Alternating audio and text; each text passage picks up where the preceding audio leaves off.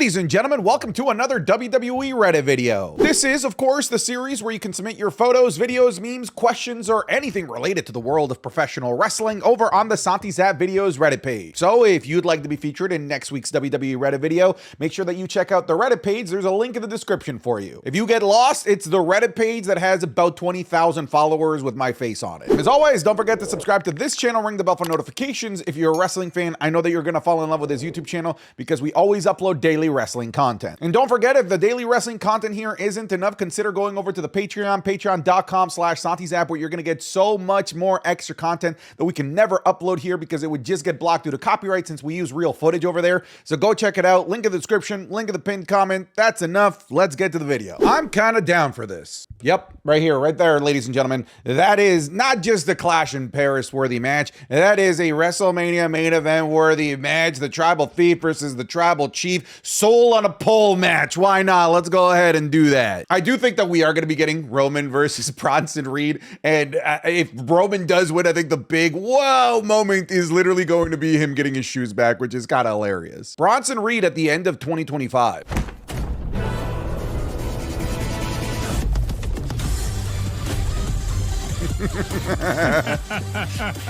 What is this from?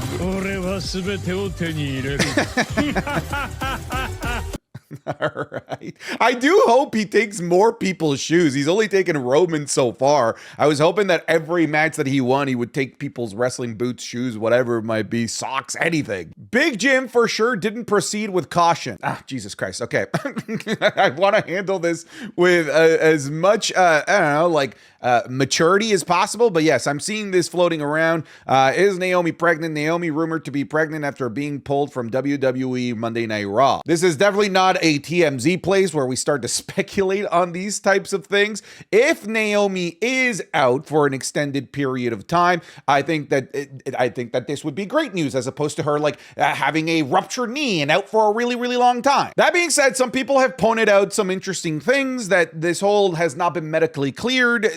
They've been really specific with their language. They haven't said that she's injured. And someone else also pointed out that it's very convenient that she and her husband Jimmy Uso have a couples interview with Stephanie McMahon on the Thursday with Stephanie McMahon's podcast.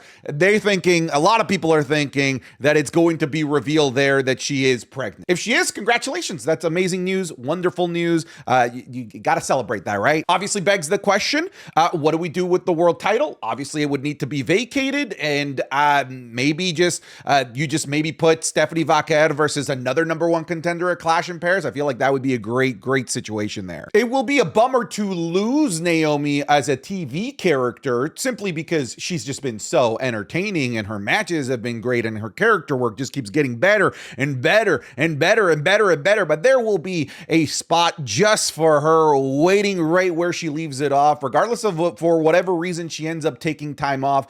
If she does end up taking time off, again, none of this is confirmed. I don't want you going around. Did you see that on Santi's Reddit video that Naomi's pregnant? That is not what is happening here. But this Reddit video, these tend to be kind of like a pulse on the beat of what's going on in wrestling conversations, and this is a big conversation that is happening right now. I'm sure we'll find out more news, whether it's an injury, a pregnancy, whatever it might be. I just hope nothing but the best for Naomi. I know what he's going through.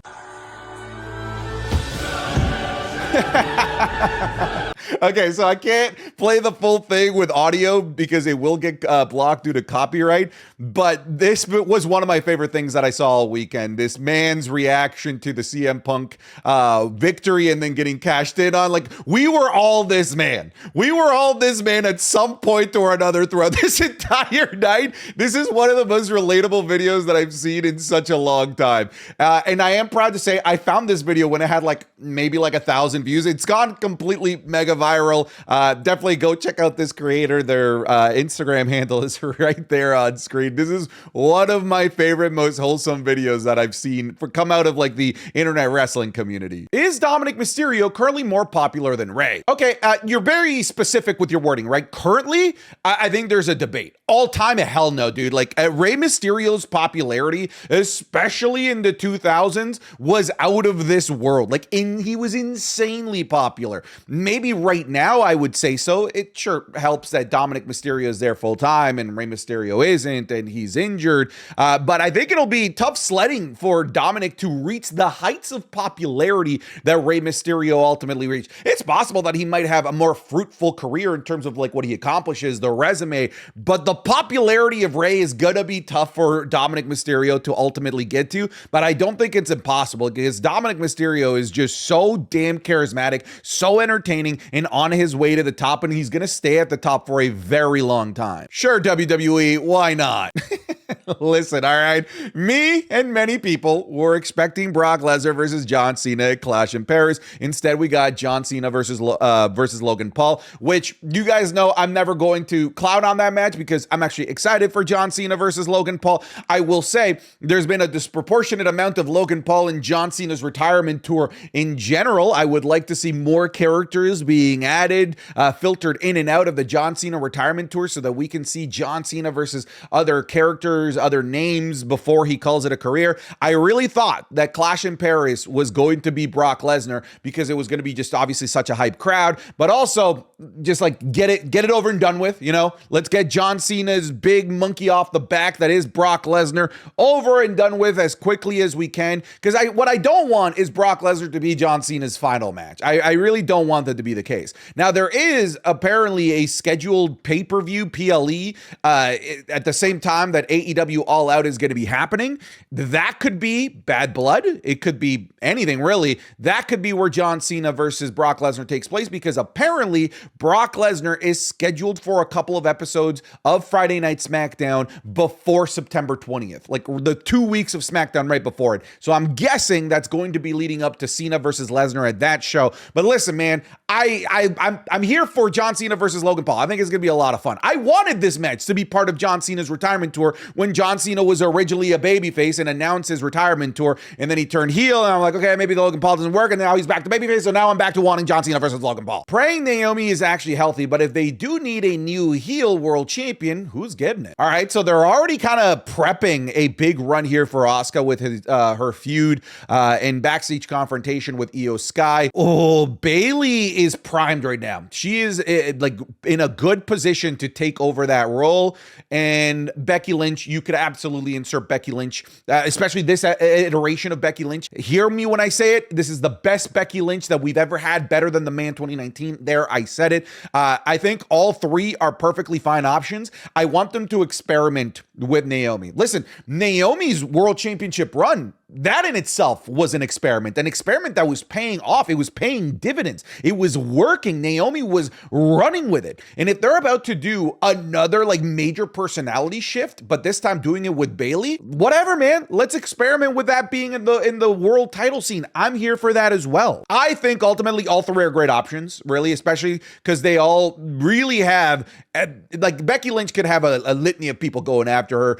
Bayley, she could be feuding for that world championship with Lyra Valkyria or anybody really. And Io Sky and Asuka is a ready-made major feud. I think all three of these women are ready to step in if Naomi is out long term. Who's that Pokemon with Roman Reigns? All right, hey, we got Roman Reigns at home.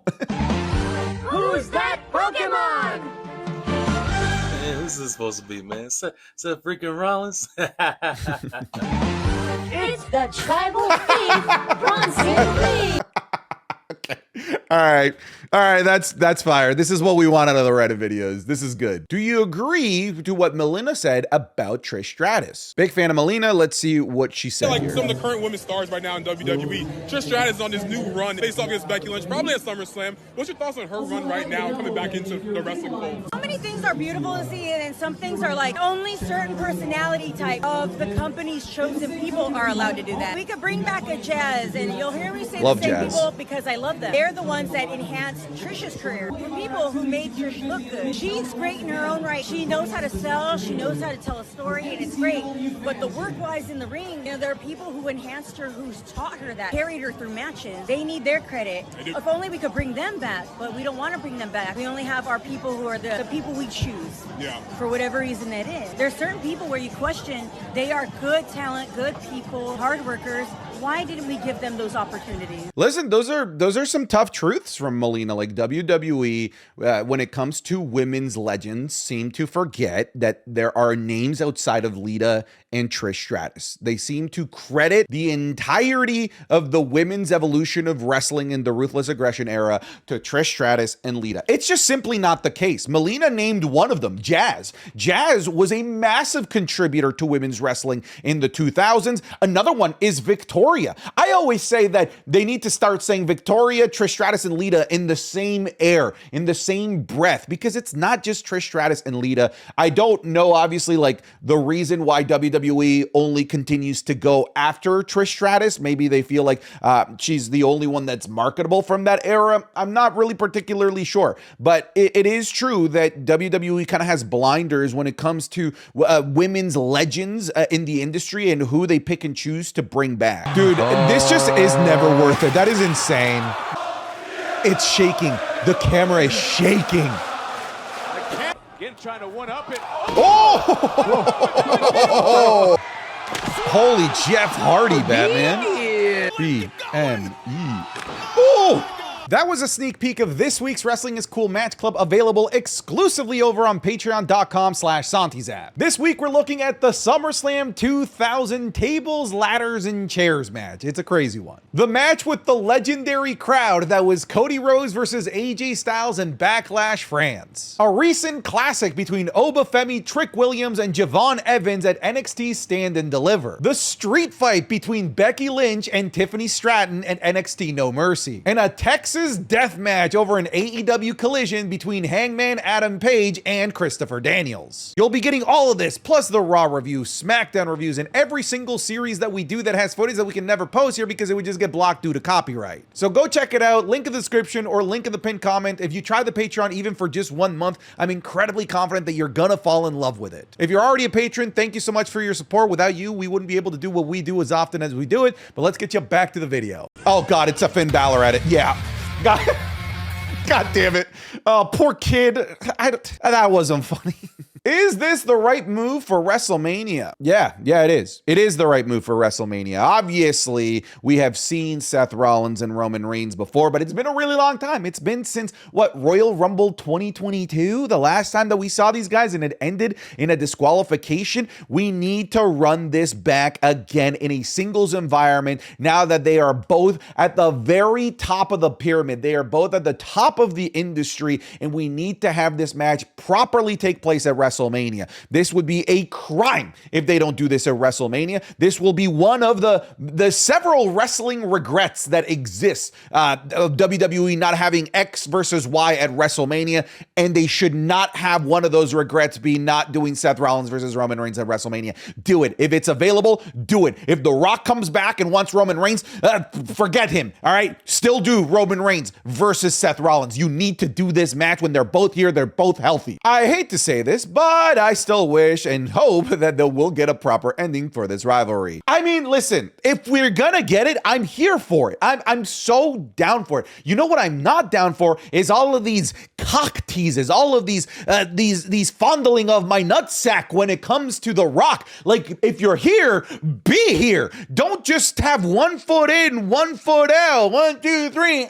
See you in 8 months. Hey, here's Travis Scott and me. Oh, now here's only Travis Scott and not me. Like, figure it out, man. Like, if you're here, you're here. If you're not, you're not. Like, I think many fans are just getting tired of this wishy-washy Rock booking. You know, if you're gonna come back, and I'm confident that if you're back and gonna do a proper run and you're gonna actually pay off a story, that fans will welcome you with open arms. Right now, fans, they're not welcoming you with anything. Like, many of us have our arms crossed when it comes to hearing the name The Rock. But if we can get like assurance that The Rock is going to finish a storyline and actually pay off whatever he is that he's there to do, open arms. I promise you it'll be open arms. Steiner math runs in the family. What? You're 47! What are you gonna do? Not even in your gear! And you're 40! I'll kick your ass! Oh, yeah, you're done. You guys are 100 years old! Come on! Give me more Braun Breaker unfiltered, man. That was awesome. The last 6 of 8 TV main events have ended in DQs. Oh, brother. Yeah, this isn't a new thing, by the way. This is what's called WWE after SummerSlam. This is what's called the build-up to Survivor Series War Games. This is just something WWE loves to do, and I don't know why, but it's been like the last 9 years straight that after SummerSlam, any and every main event must end in a DQ or in some sort of shenanigans. I need this to happen. When Chad Gable, Ludwig Kaiser, Pete Dunne get together to form El Grande Megazordiano. Nice. Shout out to all of the Power Rangers fans from the 90s. This has to stop. You know what needs to stop? Freaking phone screenshots. Like, get a proper screenshot, for God's sake.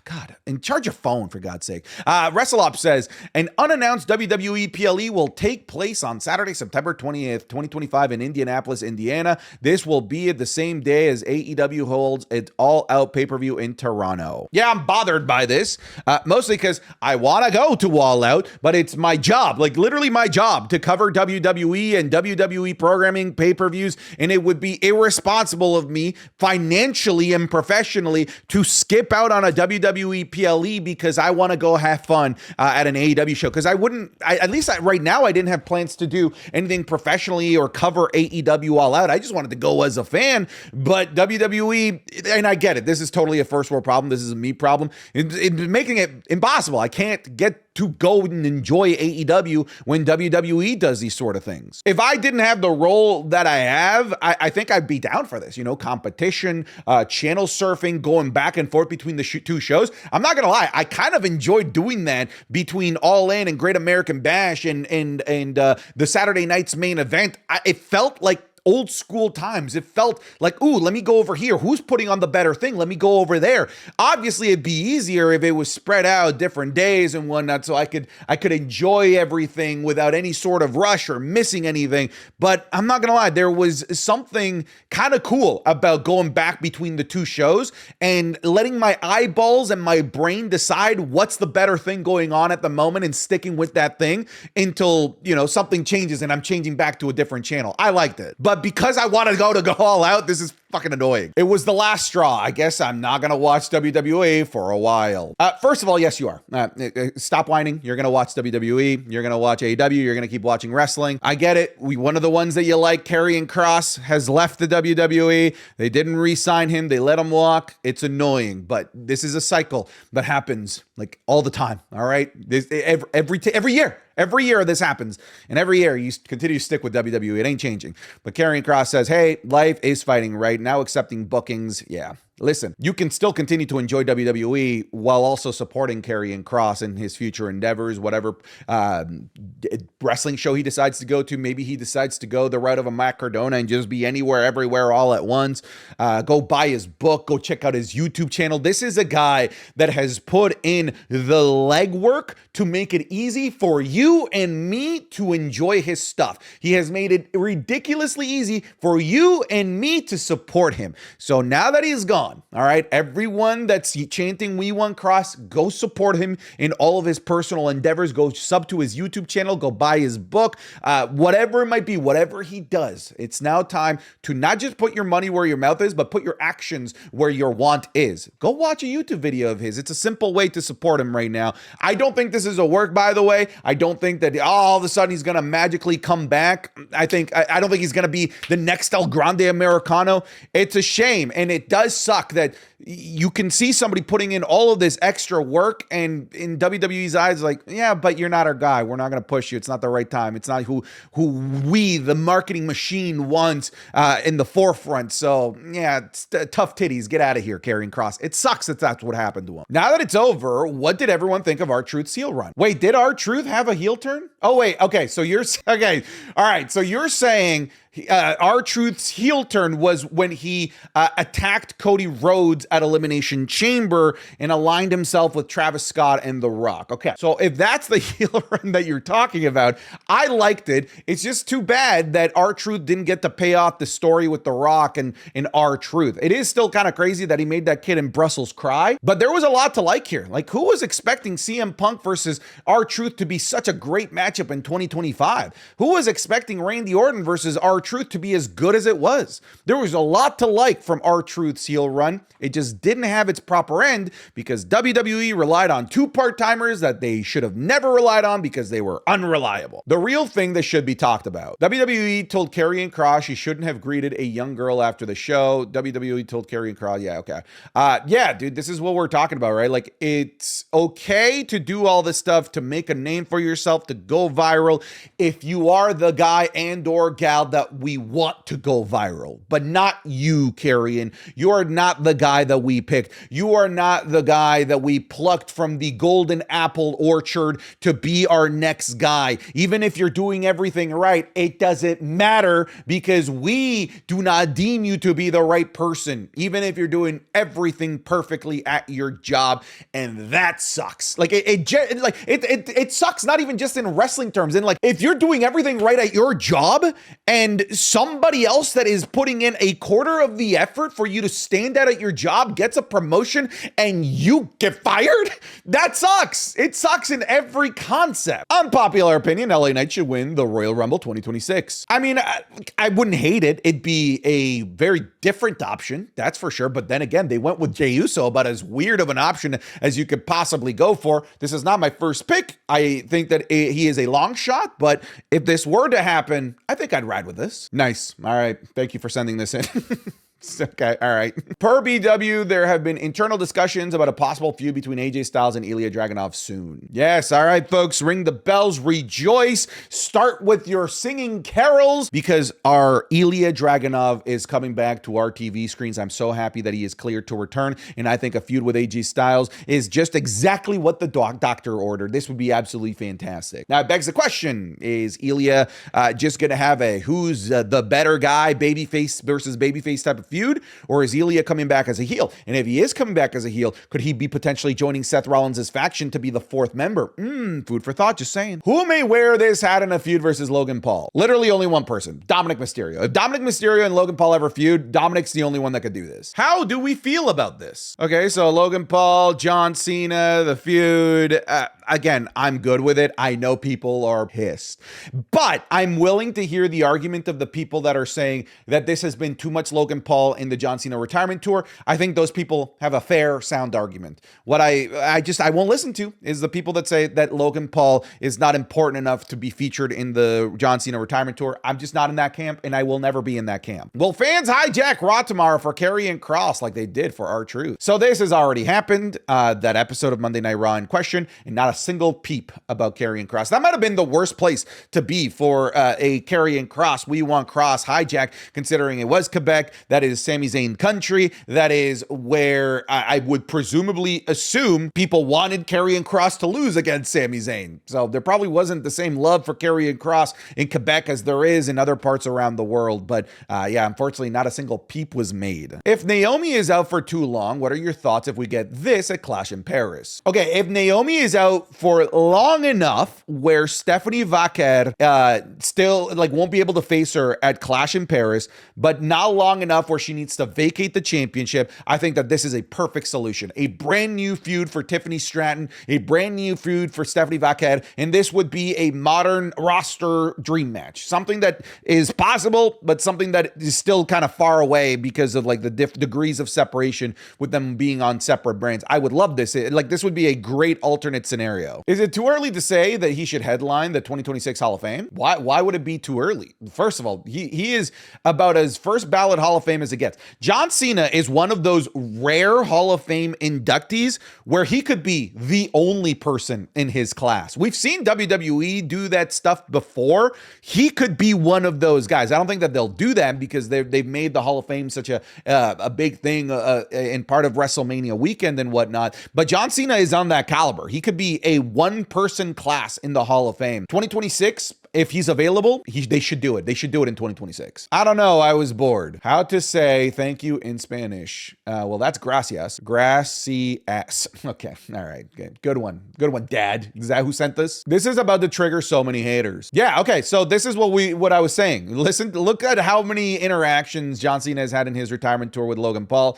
Big moment in the Rumble between the two. Elimination Chamber, the Saturday night's main event segment, the Money in the Bank match, SmackDown, and now Clash in Paris. So if you're coming from the angle that like, man, I would have liked to see more people against John Cena, but it's a lot of Logan Paul, I'm willing to hear that argument. I think that's a fair thing to say.